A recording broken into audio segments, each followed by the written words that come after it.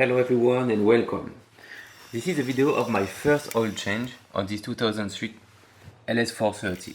The car has air suspension, so I put it in high mode before starting to give a maximum clearance.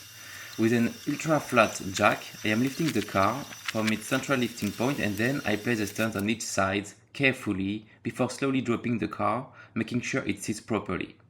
Here, I remove the drain plug and attempt to remove the aluminum gasket with a plastic tool, which was unsuccessful. With a screwdriver and rubber hammer, it popped out instantly.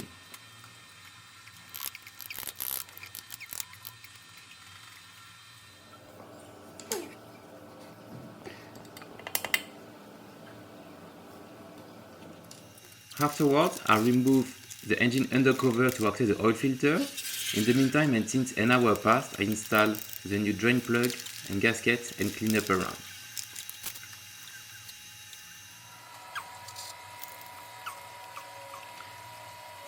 Finally, I can remove the oil filter, let oil drain, clean, and then install the new oil filter, making sure to lubricate the seal as indicated in the repair manual.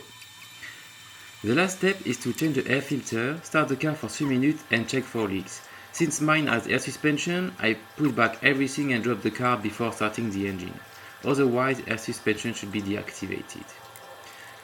All parts are OEM. I use Toyota air filter, a new plug and gasket, air filter, and I use 0W20 from Toyota.